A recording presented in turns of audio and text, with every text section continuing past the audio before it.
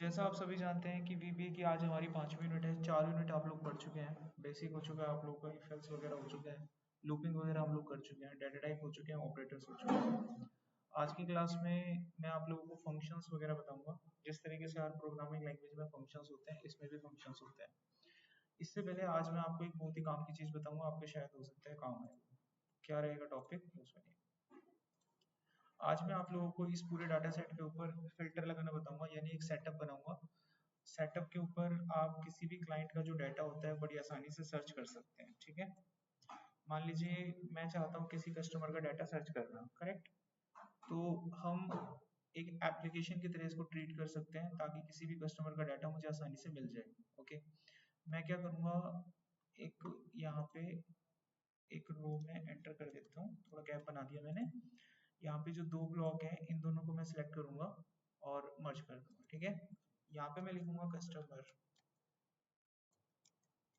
Okay, अच्छा अब जो भी मैंने यहाँ लिखा है इसको मैं थोड़ा बीच में कर देता हूँ, थोड़ा सा अच्छा दिखने के लिए। अच्छा, इसके बाद इस एरिया का नाम याद रखना है H2। क्या नाम है इसका? H2, इसे याद रखना है। मैं यहाँ पर एक टेक्स्ट बॉक्स बनाऊंगा, मैं एक एप्लीकेशन बना रहा हूँ। जैसे आप बैंक में जाते हैं तो कस्टमर का जब मैं नाम लिखता हूँ तो वो एक टेक्स्ट बॉक्स में लिखता है। जैसे ही वो उस चीज़ को लिखता है तो उसके पास सारी डिटेल खुल के आ जाती है।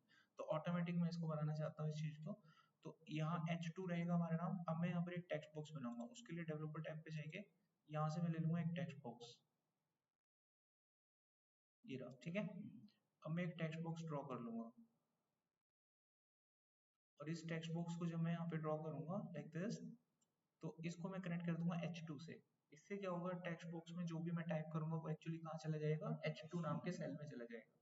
तो कनेक्ट कैसे करेंगे, इस पर राइट क्लिक करना है, प्रॉपर्टी पे जाना है, और जब आप प्रॉपर्टी पे जाएंगे तो यहाँ पर आपको मिलेगा लिंक सेल, और यहाँ पर मैं लिख दूंगा H2। कनेक्ट हो गया।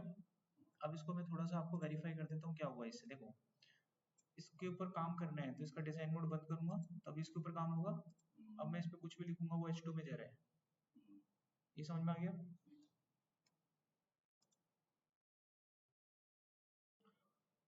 तो मैं इसको वापस यहाँ लगाने के लिए क्या करूंगा, इसका डिजाइन मोड चालू करूंगा। डेवलपर पे जाएंगे, डिजाइन मोड ऑन करेंगे ताकि डिजाइन मोड पे आ जाएगा। इसको फिर से मैं यहाँ क्या कर देता हूँ, सेट कर देता हूँ। आपने समझ में आ गया? अच्छा, उसके बाद अगले स्टेप में मैं क्या करूंगा, इन सभी ब्लॉक्स को ऐसे सिलेक्ट कर लूंगा। ठीक है, इनको सिलेक्ट करने के बाद जब मैं इनको सिलेक्ट करूंगा तो मैं यहाँ पर एक काम करता हूँ, इसके बैकग्राउंड में कलर डाल देता हूँ। यहाँ से एक कलर में डाल देता हूँ, कोई सा भी कलर आप डाल दो। ठीक है, और यहाँ पर फॉन्ट में कलर डाल दीजिए। फाइनल, इतना मैंने बना लिया। अब अगले स्टेप में मैं क्या करूँगा, यहाँ पर इसके ऊपर कोड करना है मुझे। ठीक है, तो इसके ऊपर राइट क्लिक करूंगा, व्यू कोड में जाऊंगा। अब कोडिंग देखिए मैं क्या करूँगा यहाँ पर। ठीक है,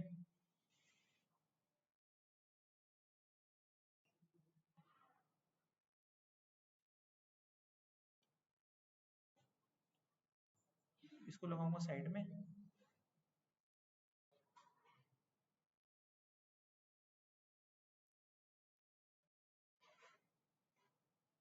और इसको लगाऊंगा यहाँ साइड में।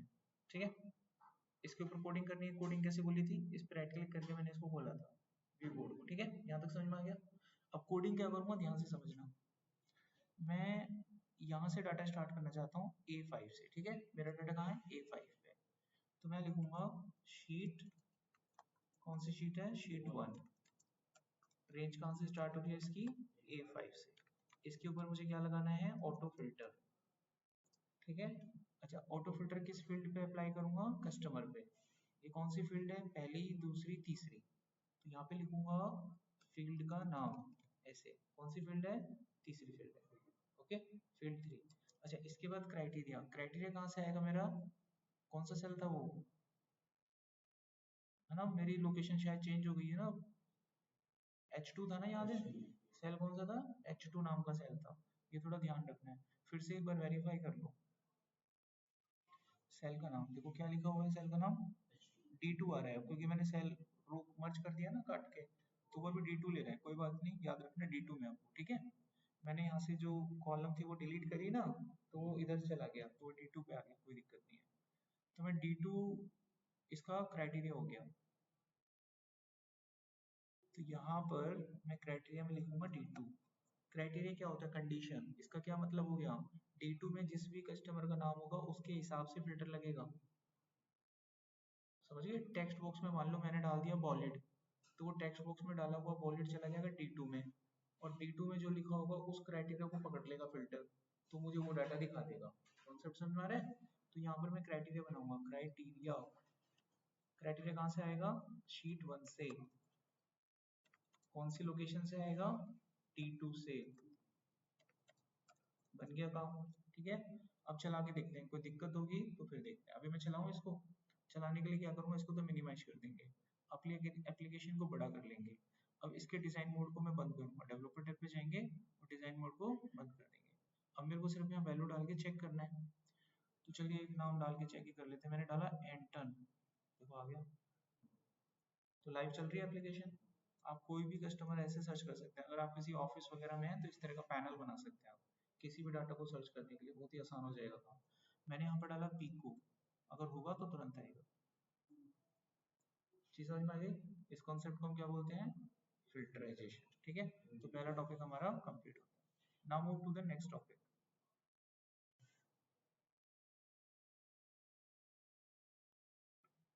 इसमें आता है हमारे पास मर्ज अनमर्ज सेल वाला कॉन्सेप्ट। देखो मेरे पास यहाँ पे काफी सारे सेल हैं, ठीक है। मान लो मेरे को A1 से लेके D5 तक के जितने भी सेल हैं इनको मर्ज करना है, एक करना है। तो मैं क्या करूंगा, अपना विजुअल बेसिक ऑन करूंगा सीधा, और एक मैक्रो क्रिएट करूंगा। मॉड्यूल में जाके मैक्रो बनता है। यहाँ पे मैंने मैक्रो का नाम लिख दिया मर्ज अन, ठीक है। करना क्या है, आपको सीधा लिखना है रेंज A1 से लेकर D5 तक। इसके ऊपर कॉन्सेप्ट क्या लगेगा? मर्ज का।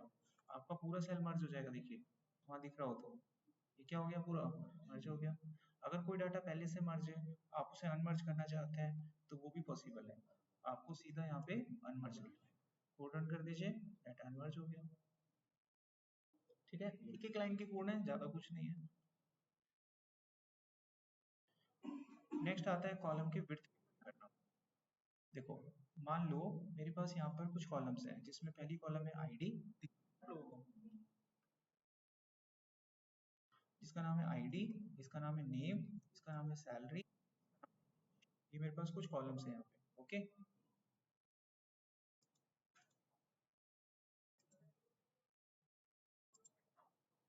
तो मुझे क्या करना है, मुझे इनके अंदर इनका जो कॉलम की विड्थ है इसको एडजस्ट करना है। तो हम जाएंगे अपने विजुअल बेसिक पे, कॉलम की जो हाइट विड्थ है उसको एडजस्ट करते हैं। इंसर्ट पे जाएंगे, मॉड्यूल पे जाएंगे, एक मॉड्यूल बना लेंगे।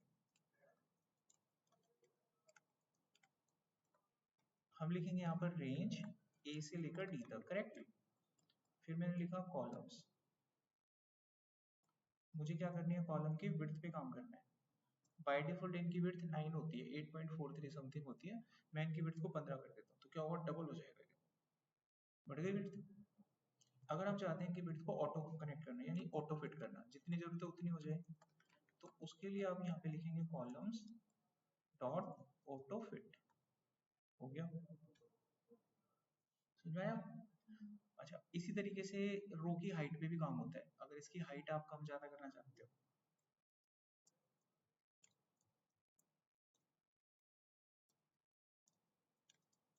तो आपको लिखना है यहाँ पे कौन सी रेंज है, पहली रो है ना, तो पहली रेंज ऐसे। आ रही बात समझ में?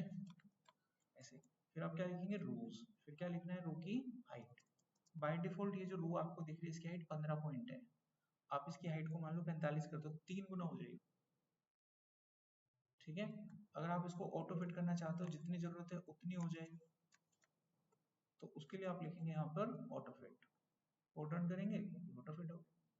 तो आप रो हाइट वगैरह पे ऑटो फिट कर सकते हैं, ठीक है।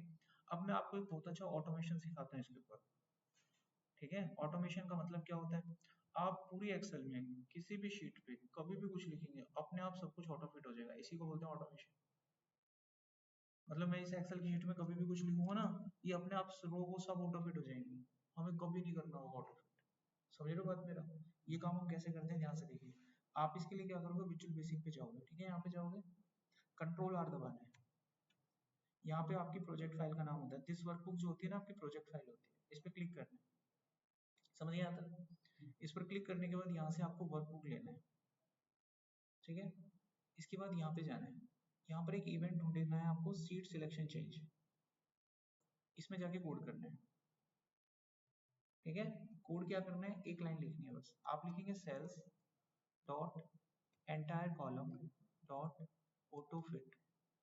अब देखिए जादू हो जाएगा आपकी शीट में। देखो मैं कुछ भी लिखूंगा ना भाई साहब, कुछ भी कहीं पे भी, सारे सेल अपने आप ऑटो फिट होंगे। देखना मैंने करा क्या इसको ऑटो फिट, देखो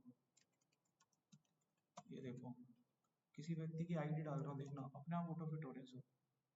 केवल यही नहीं, आप पूरे एक्सेल में कहीं चले जाइए सब ऑटो फिट होगा, किसी भी शीट पे चले जाइए सब ऑटो फिट होगा। अगर मैं यहाँ डालना स्टार्ट करता हूँ, कुछ भी डालता हूँ, ये ऑटो फिट हो जाएगा। कुछ भी डालेंगे ऑटो फिट हो जाएगा, नीचे के कॉलम में कुछ भी डालेंगे ऑटो फिट हो जाएगा। इसी चीज को ऑटोमेशन कहते हैं। समझ आया? आगे देखो,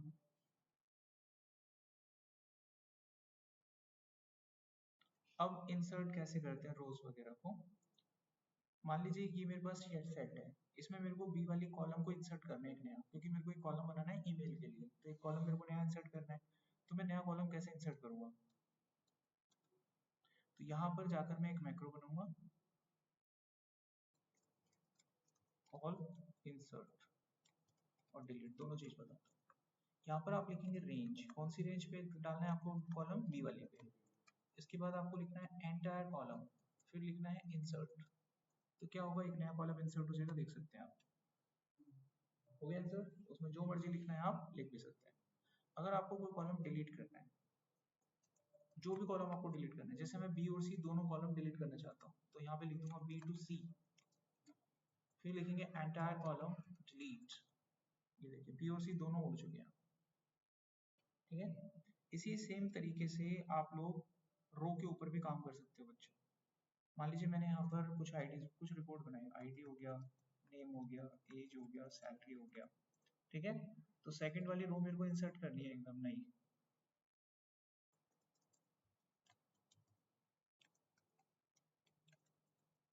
तो यहाँ पे मैं लिखूंगा रेंज, कौन सी दूसरी, यहाँ लिखूंगा एंटायर रो। तो सेकंड रो देखना एकदम पूरी इंसर्ट हो गई। हो गई। अगर आपको इसे डिलीट करना है, सेकंड रो को या किसी को भी, मैंने दो लिखा, दो से दो तो दो होगी, दो से पांच लिखूंगा तो चार होगी, समझ पा रहे?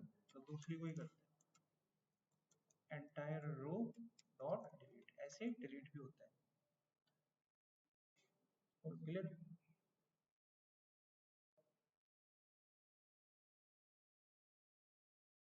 अब फॉर्मेटिंग वगैरह देखिए, जैसे ये डाटा मेरे पास है, ठीक है, इसके ऊपर किसी ने फॉर्मेटिंग कर रखी है।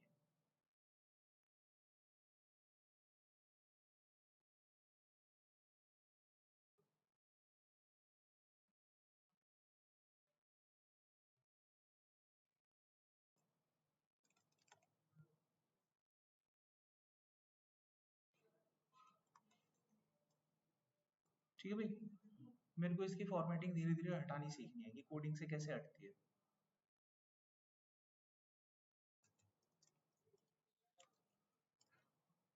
देखो, अगर मान लीजिए इसके ऊपर जितने भी कमेंट्स हैं वो कमेंट्स हटाना चाहते हो, जितने भी कमेंट्स हैं, तो आप क्या लिखोगे, पहले तो रेंज लिख लो।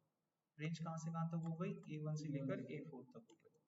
उसके बाद आप यहाँ पे लगा लो क्लियर कमेंट्स, आप रन कर दीजिए, कमेंट्स गायब। अगर आपको फॉर्मेट हटाना है केवल, तो आप रेंज को दोबारा से क्लिक करो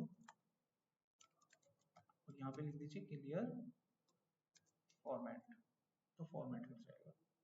अगर आपको वैल्यू हटानी है, जो कंटेंट है उसके अंदर, वो अगर आपको साफ करना है, तो लिखना है क्लियर कंटेंट, तो कंटेंट कर। लेकिन अगर आपको एक ही लाइन में जब सारा उड़ाना है, एक लाइन लिखनी है और सारा उड़ जाए, एक एक करके ना लिखना पड़े, जब आपको सब कुछ खत्म ही करना है तो एक एक करके थोड़ी ना करेंगे आप, एक लाइन से हो जाएगा। आप लिखें उस केस में अपनी रेंज बताएं प्रॉपर, और यहाँ पर लिख दें क्लियर, खेल खत्म। समझ में आ गया यहाँ तक? कोई क्वेश्चन तो नहीं है? अब मैं आपको बताऊंगा फंक्शंस पे काम करना। जैसे हर प्रोग्रामिंग लैंग्वेज में फंक्शंस होते हैं, ठीक है, ऐसे ही VB में भी फंक्शंस होते हैं। फंक्शंस होते क्या हैं? They are the group of reusable code and we can call it anywhere in the program.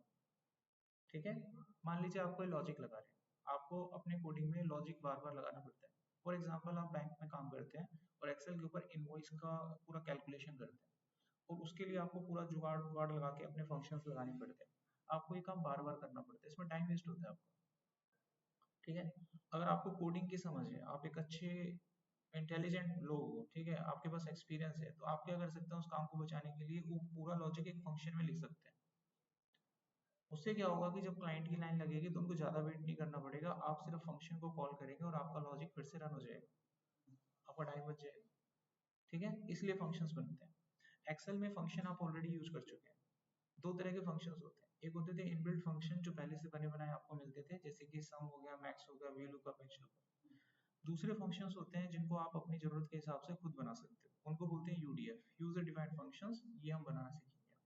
इसका मतलब हुआ कि एक्सेल के अंदर आप अपने नाम का भी फंक्शन बना सकते हैं, जो आप चाहें वो फंक्शंस आप खुद बना सकते हैं, क्रिएट कर सकते हैं।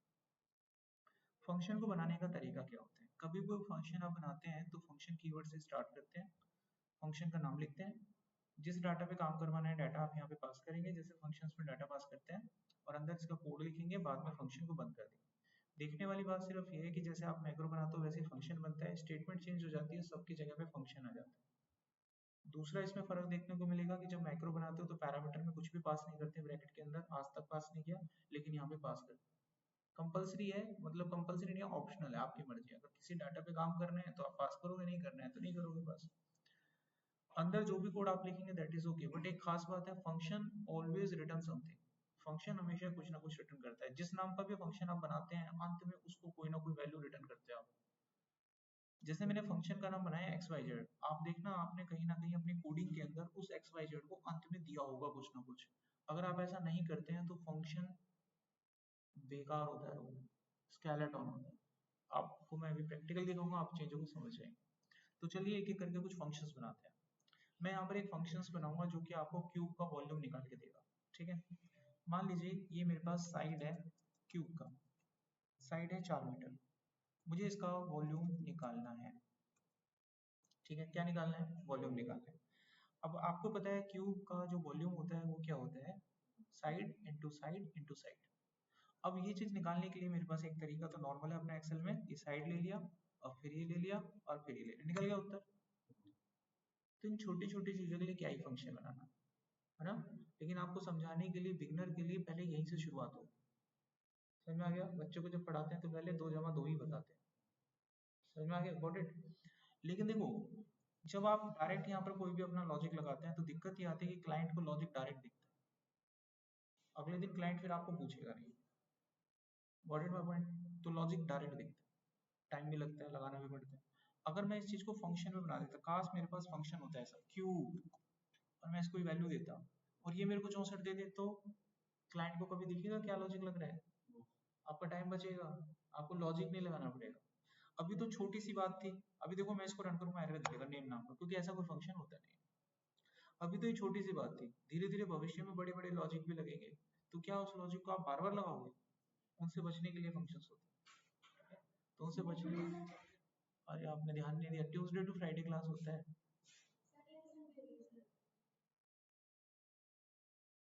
कितने बजे, काउंसलर से एक बार कनेक्ट करो आप। समझ आ गया यहाँ तक। चलिए अब मैं बनाऊँ इसका फंक्शन क्यूब निकालने का। तो चलिए भाई अपने VB पे आते हैं और इंसर्ट में जाते हैं। फंक्शन भी मॉड्यूल में ही बनते हैं। फंक्शन बनाने का जो तरीका मैंने बताया था वही लिखो। ये मैंने बना लिया फंक्शन। अब मैं इसको एक साइड पास कर दूंगा, इंटीजर टाइप का साइड है, डाटा दूंगा ना।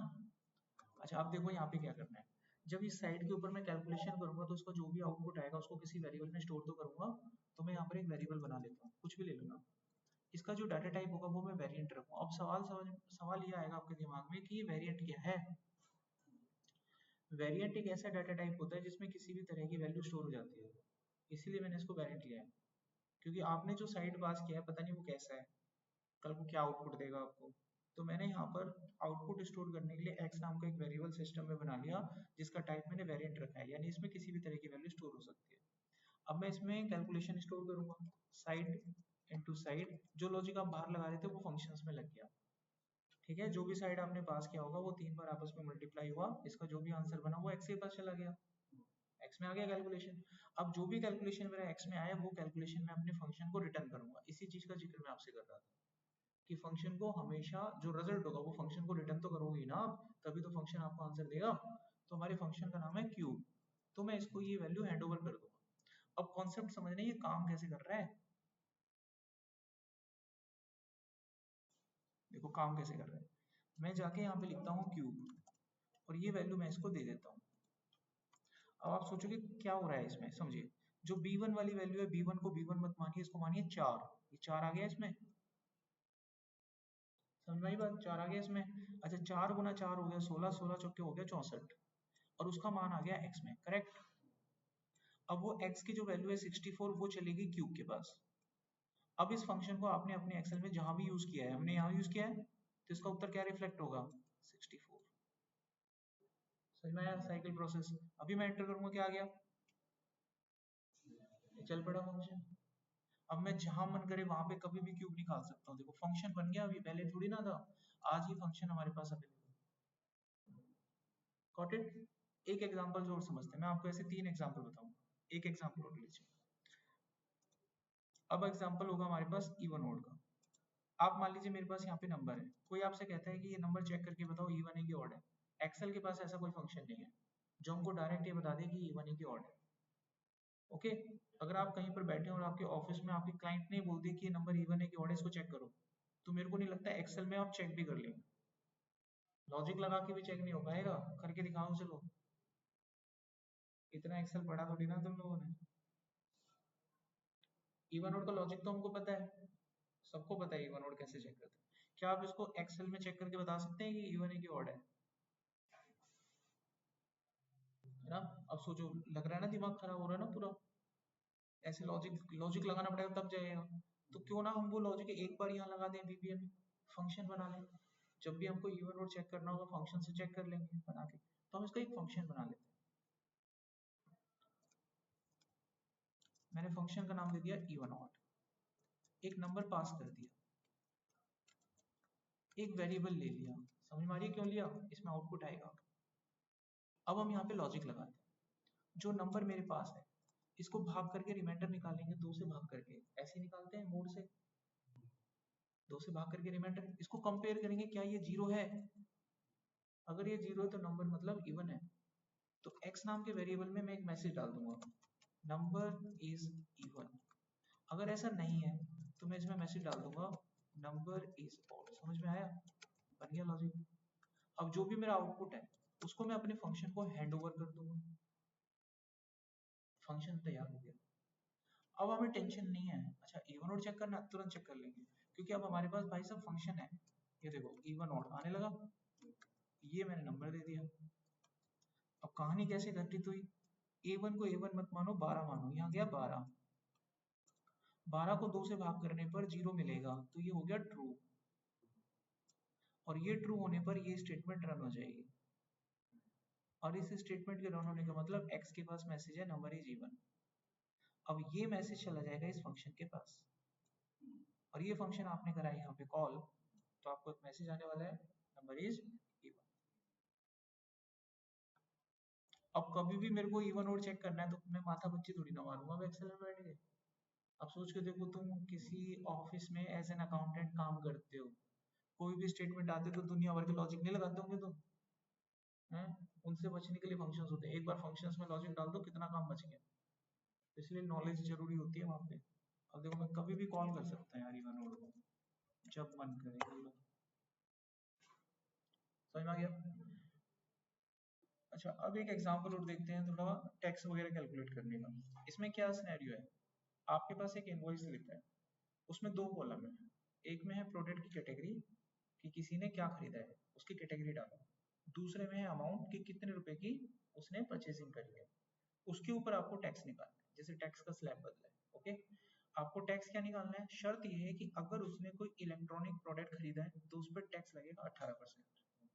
इसके हिसाब से नहीं बता रहा मैं, आज के हिसाब से, ठीक है। अगर आपने कोई मेडिसिन कोई इंश्योरेंस वगैरह खरीदा है, हेल्थ इंश्योरेंस या किसी तरह का, तो उसके ऊपर टैक्स लगेगा 0%। तो इस तरह का हमें फॉर्मेट बनाना है इलेक्ट्रॉनिक सामान का और हेल्थ इंश्योरेंस का। तो देखते हैं कैसे बनता है। अब ये चीज देखिएगा, मैं नॉर्मली एक्सेल में बोलूंगा ना तो भी शायद नहीं कर पाओगे आप। ये लिखा मैंने प्रोडक्ट कैटेगरी,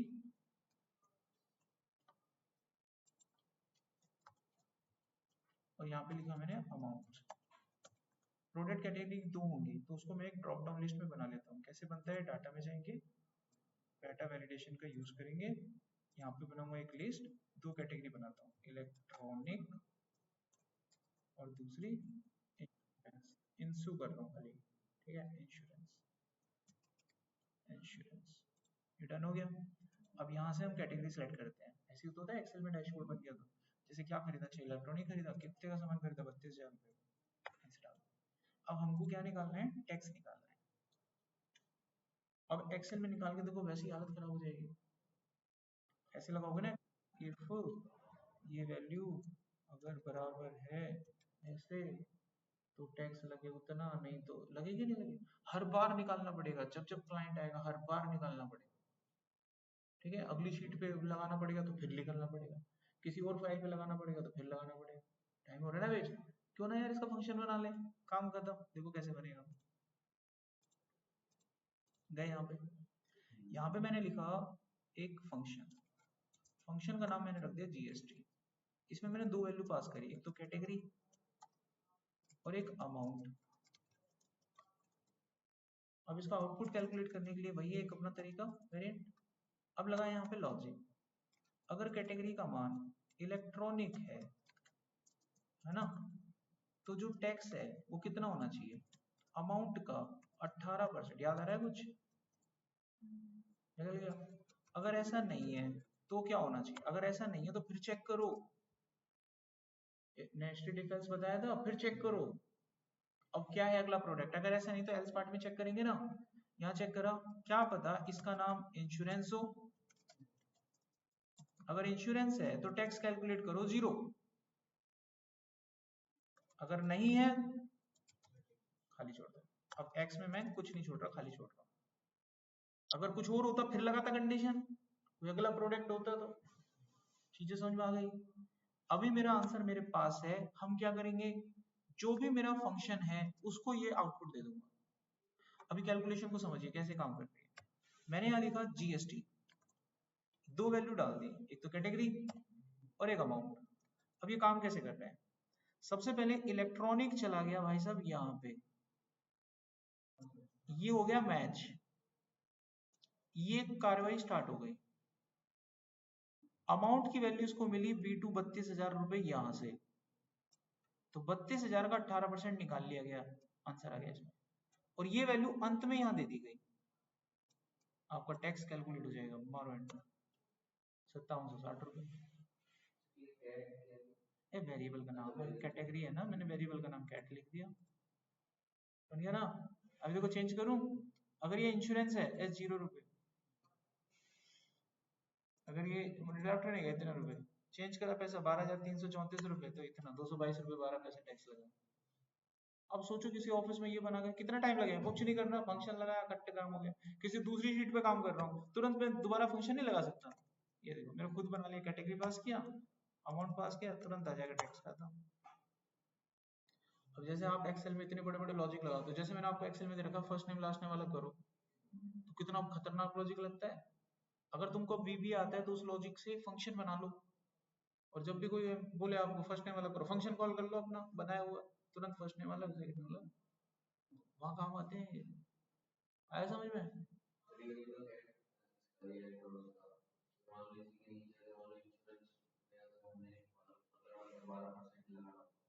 लगा देते हैं यहाँ पे, ये रहा। अगर इंश्योरेंस पे 12% लगाना है, ठीक है, तो यहाँ पे मैं लगाऊंगा अमाउंट 12%। कितनी देर लगेगी, समझ है ना आपके अंदर, सवाल कुछ नहीं है। अभी देखिए यहाँ पे 12% टैक्स के साथ आएगा, 0 नहीं आया ना इस बार, समझ है ना, तो कुछ नहीं है इस बार, कुछ भी निकाल लो। हाँ जी, तो यहाँ पर आपका ये 5वां यूनिट कंप्लीट हो जाता है। ये सॉल्यूशन था, कंप्लीट कर दिया हमने। एरिया ऑफ सर्कल आप खुद ही निकाल सकते हैं। यहाँ पर आपके पास एक फंक्शन है, बना लीजिएगा। आपको एक फंक्शन बनाना है जिसमें आप यूजर का नाम और एज प्रिंट करेंगे। आपको चेक करना है कि he is eligible for voting, yes और नो, ये आपको निकाल के देखना है। दूसरा फंक्शन आप बनाएंगे जिसके अंदर आप एक नंबर पास करेंगे और वो आपको उसका फैक्टोरियल प्रिंट करके देगा। जैसे आपने नंबर 3 पास करा तो 3 का फैक्टोरियल होता है 6। क्या होता है फैक्टोरियल? 3 गुना 2 गुना 1, ऐसे एक एक करके कम करना होता है। जैसे मैंने 4 पास किया तो इसका फैक्टोरियल होता है 24। 4 गुना 3 गुना 2 गुना 1, इस तरीके से। तो ये चीज़ आप बना लीजिएगा। 2 एक्सरसाइज आपके पास हो गई है। यहाँ पर हमारी 5 यूनिट खत्म हो जाती है। अब हम लेंगे 5 मिनट का ब्रेक ताकि मैं छठी यूनिट आपके स्टार्ट कर पाऊँ। ठीक है, तो इसे कंप्लीट करता हूँ।